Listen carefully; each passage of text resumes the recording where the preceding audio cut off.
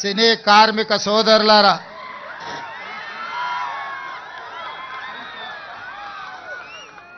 ఇరవై 24 సినీ కార్మిక సంఘాలు సంఘటితంగా కృష్ణానగర్ వేదికగా ఈనాడు మీ సమస్యల్ని, చిత్ర పరిశ్రమ యొక్క అభివృద్ధిని దృష్టిలో పెట్టుకొని ఈ ఆత్మీయ సమ్మేళనాన్ని ఏర్పాటు చేసి సినీ ప్రముఖులు, నిర్మాతలు, డైరెక్టర్లు, సినీ కార్మిక సంఘాల నాయకులు, సినిమాకే ప్రాణప్రదమైన, సినిమాకి సజీవ ప్రాణం పోస్తున్న వేలాది మంది కార్మికులు ఈనాడు వర్షంతోనే విజయం సాధించారు. మీ పట్టుదలను పరీక్షించడానికి,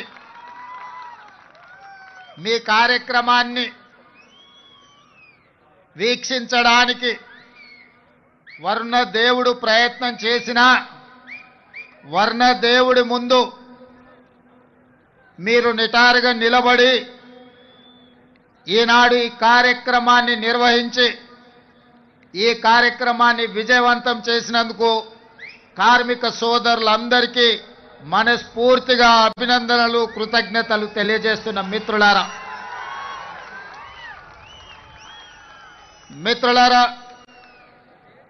ఒకనాడు తెలుగు పరిశ్రమ అంటే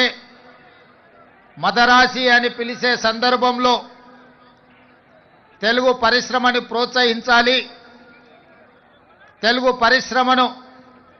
400 సంవత్సరాల చరిత్ర కలిగిన ఈ హైదరాబాదు నగరానికి తరలించాలి,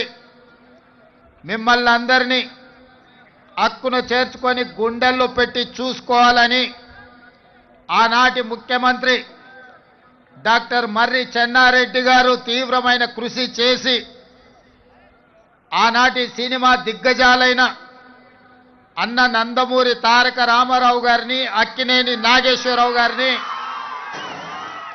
నటశేఖర కృష్ణను,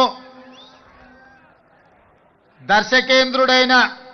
రాఘవేంద్రరావు గారిని, దాసరి నారాయణరావు గారిని, కార్మికులకు కన్న తండ్రిగా మీ సమస్యల్ని పరిష్కరించే దాసరి నారాయణరావు గారిని లాంటి వాళ్ళని అందరినీ ఆనాడు ప్రభుత్వం సంప్రదించి హైదరాబాదు నగరానికి తరలి రావడానికి వారు ప్రయత్నం చేశారు. కొద్దిగా హైదరాబాదు నగరానికి తరలి వస్తున్నప్పుడు ఫిలిం నగర్ ప్రాంతాన్ని మీకు కేటాయించడమే కాదు, ఆనాడు పెద్దలకు స్థలాన్ని కేటాయించి పెద్దలందరికీ కొంత సౌలభ్యాన్ని కల్పించిన సందర్భంలో డాక్టర్ ప్రభాకర్ రెడ్డి గారు కార్మికుల యొక్క ఆత్మబంధు, ఈనాడు చిత్రపురి కాలనీ వెలిసిందంటే ఇక్కడున్న కార్మిక సోదరులకు ఎంతమందికి తెలుసో తెలియదో నాకు తెలీదు, కానీ నేను చిత్ర పరిశ్రమ హైదరాబాదు నగరానికి తరలి వచ్చిన విధానాన్ని గమనించినప్పుడు డాక్టర్ ప్రభాకర్ రెడ్డి గారు సినీ కార్మికుల కోసం మణికొండలో తన సొంత స్థలాన్ని 10 ఎకరాలను కార్మికులకు దానం చేసి కార్మిక సోదరులను ఆదుకోవడానికి తన కష్టార్జితమైన 10 ఎకరాల భూమిని డాక్టర్ ప్రభాకర్ రెడ్డి గారు కార్మికుల కోసం ఇవ్వడం జరిగింది. ఆ తర్వాత అంజయ్య గారు, అదేవిధంగా కోట్ల విజయభాస్కర్ రెడ్డి గారు చిత్రపురి కాలనీ కోసం 67 ఎకరాల స్థలాన్ని కేటాయించి సినీ కార్మికుల కోసం చిత్రపురి కాలనీని నిర్మించి ఈనాడు చిత్రపురి కాలనీకి ప్రపంచ స్థాయిలో గుర్తింపు రావడానికి ఆనాడు ఈ పెద్దలందరూ కృషి చేసిండ్రు. ఇదే కాదు, ఈనాడు ప్రపంచ స్థాయి సినిమాలను నిర్మిస్తున్న ఈనాడు వేదికలైన రామనాయుడు స్టూడియో కావచ్చు, పద్మాలయ స్టూడియో కావచ్చు, అన్నపూర్ణ స్టూడియో కావచ్చు, ఇలా ఈ స్టూడియోలకు కూడా చిత్ర పరిశ్రమను ప్రోత్సహించాలన్న ఆలోచనతోటి ఆనాడు అత్యంత చౌకగా ఆనాటి ప్రభుత్వం సినీ పరిశ్రమ పెద్దలకు స్టూడియోల కోసం స్థలాలను కేటాయించడం జరిగింది. ఆ విధంగా ప్రారంభమైన తెలుగు చిత్ర పరిశ్రమ ప్రోత్సహించాలన్న ఆలోచనతోటి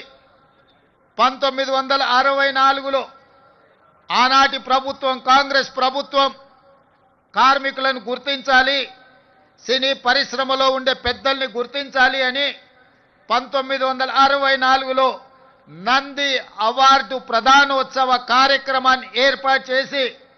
నేటికి 60 సంవత్సరాలు పూర్తి చేసుకున్నాం. మీ టాలెంట్ను, మీ శ్రమను మీరు మర్చిపోవాలంటే కళాకారులు నగదు బహుమతులకి సంతోషపడరు. కళాకారులు మీరు కొట్టే చప్పట్లకు, మీకు కప్పే దుప్పట్లకు